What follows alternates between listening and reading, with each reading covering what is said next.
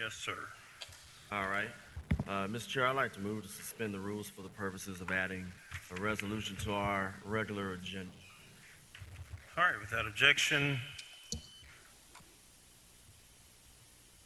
All right, seeing none.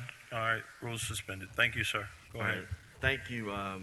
Council members should have a resolution in front of them. Do they?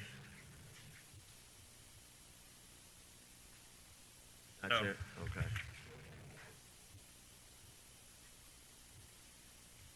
Mr. Wade, do I need to go ahead and read the resolution in?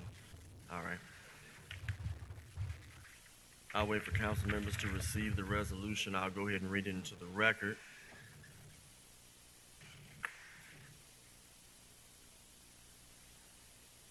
And after I read it in the record, I'm going to yield to Councilor Wade pertaining to this resolution. So reading this resolution in the record, it says, whereas the Memphis City Council approved referendum ordinances numbers 5669, 5676, and 5677 on December the 5th, 2017 and February 18, 2018 with the vote of virtually every council member, collectively the referendum ordinances. Whereas the council as elected representatives of the public has determined that the proposed charter amendments are in the best interest of their constituents and the city as a whole. Whereas each referendum ordinance provides for the submission to Memphis voters of proposed amendments to the home rule charter of the city of Memphis. Whereas each referendum ordinance has been submitted to the Shelby County Election Commission and included on the November 6, 2018 ballot. And whereas citizens from every council district have requested their elected representatives on the council to provide them more factual and general information about each referendum ordinance and the council's reasons for proposing the referenda. Whereas the voters have the right to vote as they see fit, but should be armed with accurate facts and figures to allow them to make an informed decision. Whereas the council believes it is their legislative duty to provide and make sure public information about each referendum ordinance is given to the public in the most efficient and cost-effective manner. Now, therefore, be it resolved that pursuant to the City Code of Ordinances 2-279A, the Memphis City Council does hereby appropriate from the City Council's budget as the chairman deems reasonable and appropriate, which funds have already been appropriated for council legislative affairs and lobbying activities to cover the cost of conducting a public information campaign about the referenda, to explain the potential benefits to Memphis citizens and to the city of Memphis as a whole, including printing, mailing, space in publications, time on radio or television, or otherwise disseminating information to the Memphis voters manually and electronically about the referendum ordinances through electronic mediums and other mediums, and about the potential benefits of each referendum to the city of Memphis. And I'd like to go ahead and move this on the floor. And I would like to go ahead and yield to Attorney Wade so that he can discuss this more and the reason why this is necessary. Can you move it? Is this item 30? Okay. Yes, this is item number 30. Thank you. All right, it's been moved and properly second. We will recognize Attorney Wade. Attorney Wade. Mr. Chairman and members of the council, pursuant to our ordinances, you are allowed to fund a public awareness campaign on any referenda that you authorize. It is, I think you have determined this in the best interest of the city and your constituents, and for that reason I think it is appropriate. Just a little historical background, the ordinance that allows you to do this has been on the books for decades. It's been used many, many times. It was last used when the referendum on the MLG&W referendum was placed on the ballot, which ended up benefiting the city by millions of dollars. So these are typically things that you do within your legislative duties.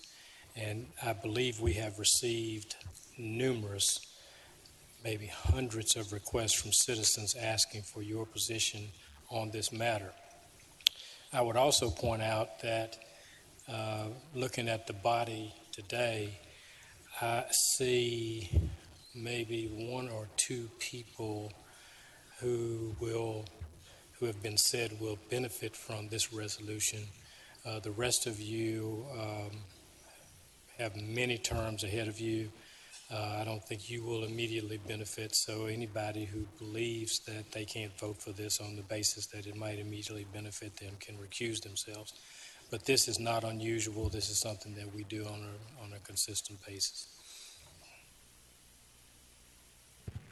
Mr. Chair. All right, I see Councilman Morgan in here with a question. So, Councilman Morgan, you're recognized.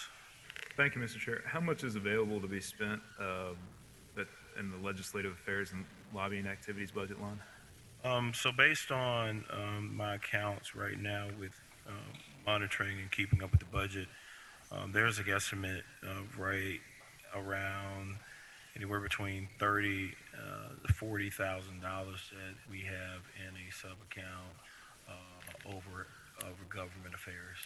Okay. And I'm not questioning the legality of this at all, but I do question the wisdom of it. I think the negative press and blowback on this for spending taxpayer dollars on the referendum is going to far outweigh the 30 to 40,000 of education and information we're going to be able to send out. I'm not, this is going to be a lightning rod to some people, and it's going to pick up a lot of free press. And I think snowball with some of the negative press we've already seen. I'm just not sure that this is in the best interest of the council or the intended result to lobby and advocate for the council's positions on these referendums. Thank you. Thank you. Councilman Colbert. Thank you, Mr. Chairman. Colleagues, I respectfully disagree. Colleagues, we're doing this in the light of day, okay? Everybody knows who we are, and we're on the record voting for this. We're not a shadowy organization trying to flood money from outside of Memphis into Memphis to influence Memphis votes. I wonder if in the original 08 version, when this was originally voted in, if this IRV question, if they had the conversation about they're going to have to hand count ballots. Now this is 2018 and this is Memphis, Tennessee. We're not going to hand count ballots. Part two, we've had this conversation before. We've gone through the scenarios. We've talked about how votes are going to get thrown out, and there is a scenario at this point on these two issues. You cannot guarantee me that we won't be hand counting ballots. You cannot guarantee me that votes, depending on how it plays out, won't be thrown out and disenfranchised. Now I think it's tough to spend public money on something like this, but this is about education. And we're doing it in the light of day. As I said, we're not some shadowy outside of Memphis group flooding this place with money.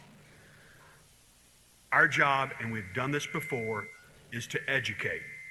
It isn't to enlighten, it's to show you. I cannot tell you how many times my phone has been ringing off the hook with people asking, saying, what is IRV?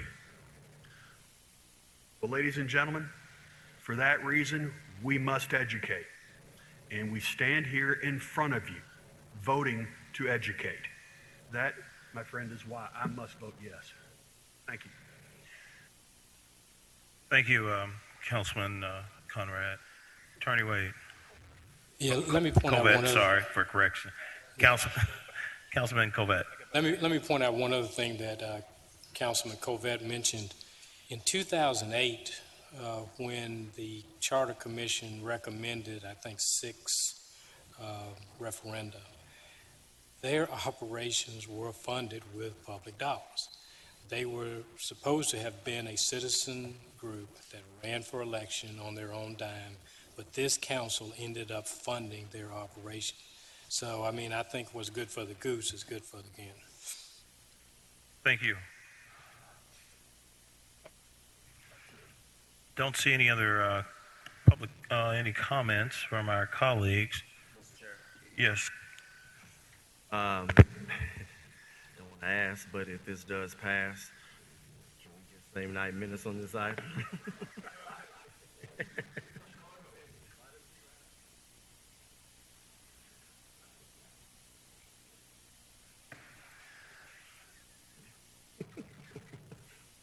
The will of the body said no objection, so Okay. staff, Case by again, case. I apologize. All right. Again, this item was moved by Councilman Ford, seconded by Councilwoman Swearingen. Seeing none other council members in the queue, cast your votes for item number 30.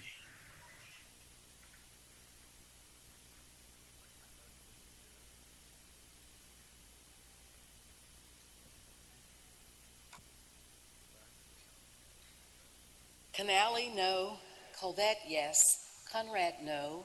Ford, yes. Morgan, no. Robinson, yes. Swearingen, yes. Chairman Boyd, yes. Item passes.